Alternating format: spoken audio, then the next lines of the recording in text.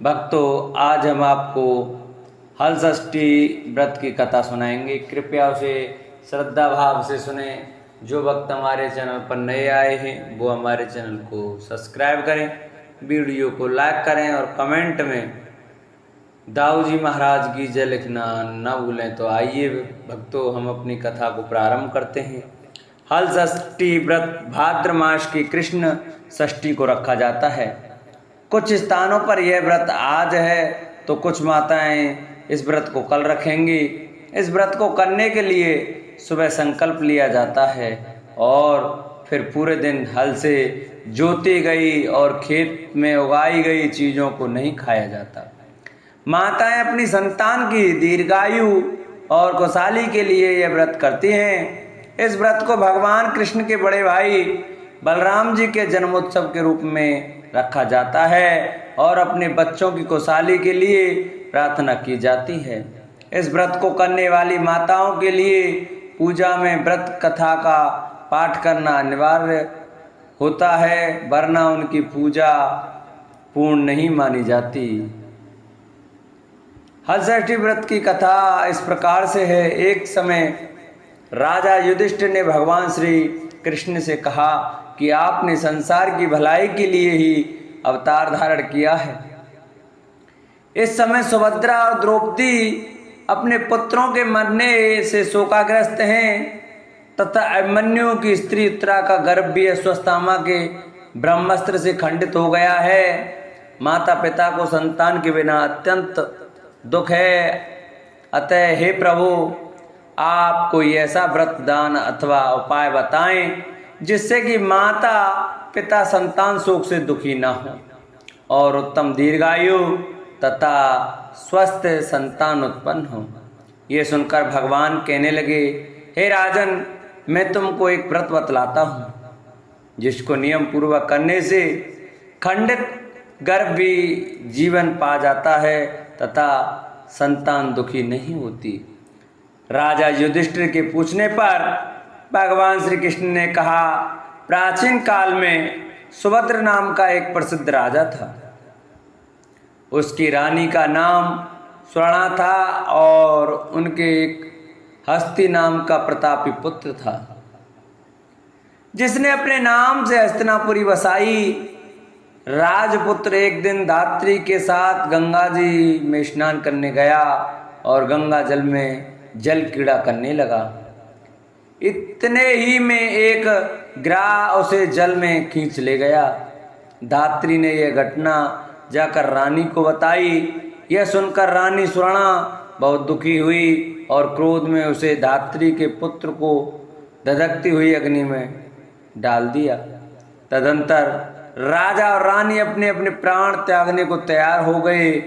उस धात्री की माँ भी अपने पुत्र शोक में किसी निर्जन वन में चली गई।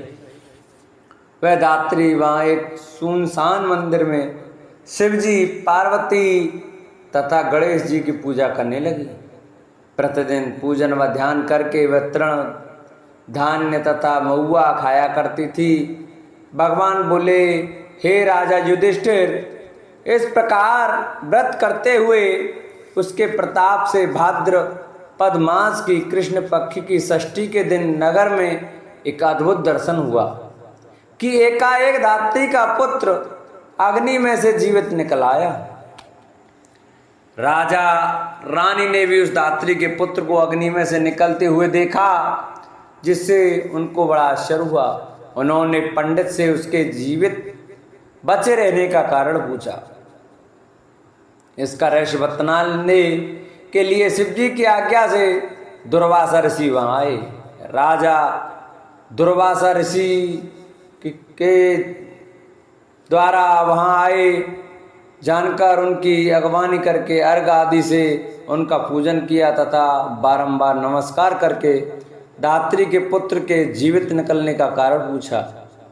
दुर्वासा ऋषि ने कहा, हे राजन, उस धात्री ने वन में जाकर नियम पूर्वक अति भक्ति भाव से भगवान शिव जी का, स्वामी कार्तिकेय, पार्वती जी एवं गणेश जी का ध्यान, पूजन, स्मरण इत्यादि श्रद्धा सहित तथा नियम पूर्वक व्रत किया है। यह उस व्रत का ही प्रभाव है जिसके कारण धात्री का पुत्र जीवित ही मिल गया। अतः आप भी वहां जाकर यह धार्मिक कर्म करें। राजा और रानी ने दुर्वासा ऋषि को विदा कर दिया। तदुपरांत वे दोनों धात्री के पुत्र को साथ लेकर उस धात्री को भगवान शिव का कुश पलाशा के नीचे अति श्रद्धा के साथ पूजन अर्चना करते हुए देखा। राजा ने धात्री को उसके पुत्र से मिला दिया। धात्री ने राजा को इस उत्तम व्रत के मातम की सविस्तार बता दिया। उसने कहा, हे राजन, जिस दिन से आपके भय से त्रस्त मैं आई, मैंने केवल वायु को ही भोजन करते हुए शिव, कार्तिकेय, पार्वती जी एवं गणेश जी की पूजा की है। एक दिन आधी रात के समय स्वप्न में भगवान शिव ने मुझे दर्शन दिया और कहा, तेरा पुत्र जीवित हो गया है, क्योंकि तूने हमारा व्रत एवं पूजन बड़ी श्रद्धा तथा भक्ति से किया है। यदि तुम्हारी रानी भी उसी व्रत को विधि पूर्वक करे तो उसका पुत्र भी उसको जीवित मिल जाएगा तथा और भी बहुत से पुत्र उत्पन्न होंगे। भगवान श्री कृष्ण ने राजा युधिष्ठिर से कहा, हे राजन, भादों के महीने में कृष्ण पक्ष की षष्ठी को यह उत्तम व्रत करना चाहिए। उस दिन प्रातः स्नान करके क्रोध, लोभ, मोह त्याग कर व्रत को नियम पूर्वक कर लेना चाहिए। जब तक व्रती रहे किसी जीव की भी हिंसा न करें। व्रत संपूर्ण करने के लिए चींटी आदि का मार्ग भी उल्लंघन न करें तथा दोपहर के समय मित्रों सहित पलाश, ढाक तथा कुशा के नीचे भगवान शिव, पार्वती, स्वामी कार्तिकेय तथा गणेश जी की मूर्ति स्थापित करके धूप, दीप, नैवेद्य आदि से विनम्र भक्ति भाव से पूजा करें और प्रार्थना करें, हे सौम्य मूर्ति, पंचमुख शूलधारी, नंदी, श्रृंगी, महाकार्य आदि गणों से युक्त भगवान शिव को मैं साष्टांग नमस्कार करती हूँ। शिव हरकांता, प्रकृति श्रेष्ठ हेतु, सौभाग्यदायिनी गौरी और माता पार्वती को मैं नमस्कार करती हूँ। हे मयूर वाहन, हे क्रौंच पर्वत को विदीर्ण करने वाले कुमार, विशाख और स्कंद, आप स्वामी कार्तिकेय को बारंबार मैं फिर साष्टांग प्रणाम करती हूँ। इस प्रकार इन चारों देवताओं की भली प्रकार पूजा करें। फिर ब्राह्मणों सहित गाजे बाजे से अपने घर को जावें। उस दिन सवा के चावल का भोजन करें और दूध, दही, घी तथा मठा विशेष रूप से खाएं। जो स्त्री पुरुष इस व्रत को विधि से करता है वे पुत्र और पौत्रवान होकर सुखी होता है। धात्री की ऐसी बात सुनकर राजा राभी ने विधि पूर्वक इस व्रत को किया, जिससे के प्रताप से वह राजा पुत्र शीघ्र ही गिरा के गले से निकलकर बोलने लगा। यह चमत्कार देखकर राजा रानी ने भगवान शिव के चरणों में नमस्कार किया। इस व्रत के प्रभाव से राजा को और भी कई आयुष्मान पुत्र प्राप्त हुए तथा राज्य में अनावृष्टि, महामारी, दुर्भिक्ष आदि के उपद्रव दूर हो गए और राजा अनेक वर्षों तक निर्विघ्न राज करते रहे। श्री कृष्ण भगवान ने कहा, हे युधिष्ठिर, यदि उत्तरा भी यह व्रत विधि पूर्वक करे तो उसके सब दुख दूर हो जाएंगे। भगवान के एक वचन सुनकर राजा युधिष्ठिर कृतकृत्य हो गए और अश्वत्थामा द्वारा खंडित किया हुआ उत्तरा का गर्भ इस व्रत के प्रभाव से जीवित हो गया। इस व्रत के करने से वंश स्थिर होता है। इस प्रसंग को भगवान कृष्ण ने राजा युधिष्ठिर से कहा तथा दुर्वासा ऋषि ने राजा सुभद्र से कहा, हे राजन, इस व्रत को करने के उपरांत फिर उसको शास्त्रोक्त रीति से उद्यापन करें। उद्यापन में स्वर्ण, महिषी, गौ और वस्त्र ब्राह्मणों को दान में दें। सोने तथा चांदी की मूर्ति बनाकर वेद पाठी ब्राह्मणों सहित उनका पूजन करें।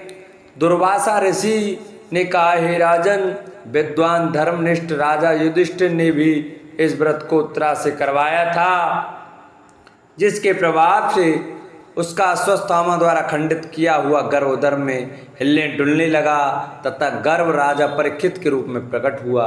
जो कोई मनुष्य यह उत्तम व्रत करता है उसके सब कार्य सिद्ध होते हैं, पुत्र पौत्र की प्राप्ति होती है तथा शिवलोक में उसकी पूजा होती है। बोलो दाऊ जी महाराज की जय, बोलो शंकर भगवान की जय। जिन भक्तों को हमारी कथा अच्छी लगी हो, हमारी वीडियो अच्छी लगी हो, वो हमारी वीडियो को ज़्यादा से ज़्यादा शेयर करें। जो हमारे चैनल पर नए आए हैं वो हमारे चैनल को सब्सक्राइब करें।